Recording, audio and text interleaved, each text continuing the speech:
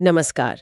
आज हम Christopher Nolan की फिल्म इंटरस्टेलर की गहराइयों में उतर रहे हैं।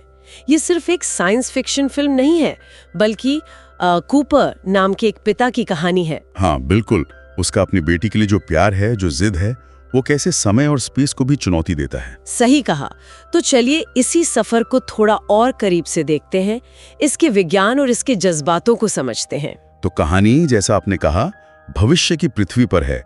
धूल के बवंडर हैं, फसलें खराब हो रही हैं, ऑक्सीजन कम, मतलब दुनिया खत्म होने की कगार पर है। और यहीं हम मिलते हैं कूपर से। पहले नासा पायलट था, पर अब वो एक किसान है। हाँ, और उसकी दुनिया उसके बच्चे हैं, बेटा टॉम और बेटी मर्फ। मॉर्फ खास है। हाँ, मर्फ उसके कमरे में कुछ अजीब होता है ना, जैसे किताबें अपने आप गिरना, धूल में कुछ पैटर्न बनना। बिल्कुल, पहले लगता है कोई भूत वगैरह है, पर असल में वो ग्रेविटी मतलब गुरुत्वाकर्षण की गड़बड़ियां हैं। और इन्हीं संकेतों से कूपर को एक सीक्रेट नासा बेस का पता चलता है ना? सही। और यहीं से कहानी पूरी तरह बदल जाती है। नासा वाले बताते हैं कि देखो, शनि ग्रह के पास एक वर्म होल मिला है। वर्म होल मतलब स्पेस में एक शॉर्टकट। हाँ, आसान भाषा में कहें तो एक रास्ता जो शायद हमें किसी दूसरी गैलेक्सी, दूसरी आकाशगंगा तक ले जा सकता है, जहां इंसानों के रहने लायक ग्रह मिल सकते हैं। ये एक उम्मीद है। और उन्हें एक पायलट चाहिए इस मिशन के लिए, और कूपर वो तैयार हो जाता है। हाँ, अपने अनुभव के कारण उसे चुना जाता है। टीम में डॉक्टर ब्रांड है, रोमली, डायल और एक रोबोट भी, टार्स। लेकिन सबसे मुश्किल हिस्सा, उसे अपनी बेटी मर्फ को छोड़कर जाना पड़ता है।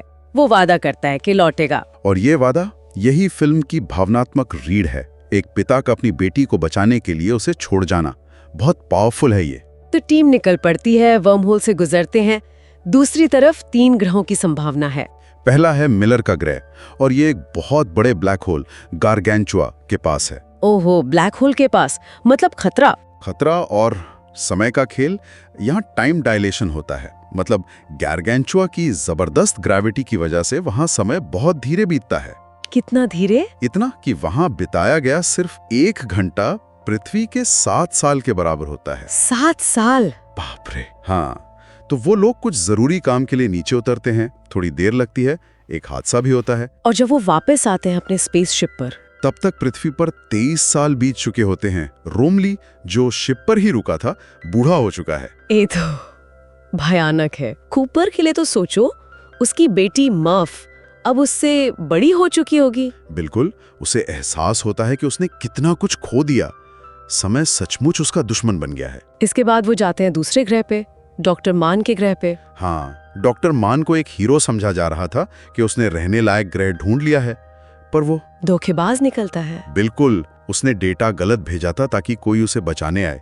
वहां भी एक संघर्ष होता है, डॉयल मारा जाता है। कूपर और ब्रांड किसी तरह बच निकलते हैं, पर अब उनके पास ईंधन बहुत कम है। हाँ, और सिर्फ एक ही रास्ता बचता है, ब्लैक होल गारगेंचुआ का इस्तेमाल करना। ब्लैक होल का इस्तेमाल कैसे? उसकी ग्रेविटी का इस्तेमाल करके एक स्लिंग शॉट लेना, मतलब एक तरह से धक्का लेकर तीसरे ग्रह एडमंड्स की तरफ जाना। लेकिन इसके लिए वजन कम करना होगा। और यहीं कूपर वो फैसला लेता है। वो खुद को और रोबोट टार्स को शिप से अलग कर देता है और ब्लैक होल में गिर जाता है। खुद को कुर्बान कर देता है। हाँ, ताकि ब्रांड और मानवता के प्लान बी यानी भ्रूण एडमंड्स ग्रह तक पहुंच सके। ये उसका अपनी बेटी और पूरी मानवता के लिए बलिदान था। पर वो ब्लैक होल में मरता नहीं है? नहीं, वो एक अजीब सी जगह पहुंचता है, टेसरैक्ट।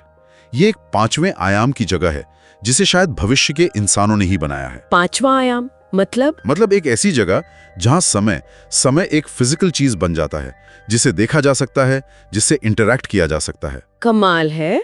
तो वहां से वो क्या करता है? वहां से वो मर्फ के बचपन के कमरे को देख सकता है, अलग अलग टाइम पर एक साथ। अच्छा।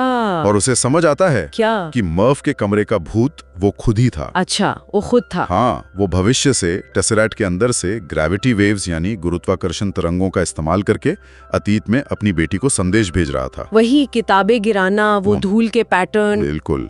टार्स ने ब्लैक होल से जो क्वांटम डेटा जमा किया था, कूपर उसी डेटा को मोर्स कोड में ग्रेविटी के जरिए मर्फ तक पहुंचाता है। और मर्फ, जो अब बड़ी होकर एक ब्रिलियंट साइंटिस्ट बन चुकी है, वो उन संकेतों को समझ लेती है अच्छा, और उस क्वांटम डेटा से ग्रेविटी को कंट्रोल करने का फॉर्मूला हल कर लेती है, जिससे इंसानियत बच जाती है। वो स्पेस स्टेशन बना पाते हैं, हाँ। मरती हुई पृथ्वी को छोड़कर वो निकल पाते हैं। कूपर को भी बचा लिया जाता है और वो होश में आता है कूपर स्टेशन पर, अपनी बेटी के नाम पर बना जो स्टेशन। वो मिलता है अपनी बेटी से। हाँ, लेकिन अब मर्फ बहुत बूढ़ी हो चुकी है, बहुत ही इमोशनल सीन है वो, और मर्फ उसे कहती है कि अब उसे जाना चाहिए। कहाँ? डॉक्टर ब्रैंड को ढूंढने, जो एडमंड्स ग्रह पर अकेली है और शायद वहां नया जीवन शुरू कर रही है। कूपर का सफर अभी बाकी है। तो ये कहानी सिर्फ स्पेस की नहीं, ये कूपर के प्यार, उसके संकल्प की कहानी है। वो सारे वैज्ञानिक concepts, worm hole, time dilation, tesseract, सब उसके इस पर्सनल सफर का हिस्सा बन जाते हैं। सही कहा। फिल्म ये दिखाती है कि कैसे प्यार, खासकर एक पिता का अपनी बेटे के लिए जो प्यार है, वो समय और स्पेस से भी बड़ी ताकत बन सकता है। यही प्यार उसे रास्ता दिखाता है, मानवता को बचाता है। वाह! तो ये थी इंटरस्टेलर और कूपर की कहानी। और जाते जाते एक सवाल सबके लिए छोड़ जाते हैं। अगर प्यार वाकई, जैसा फिल्म में दिखाया गया है, समय और स्थान से परे जाने वाली एक शक्ति है, तो ये हमारे रिश्तों और ब्रह्मांड में हमारी जगह को लेकर हमारी समझ को कैसे बदल सकता है?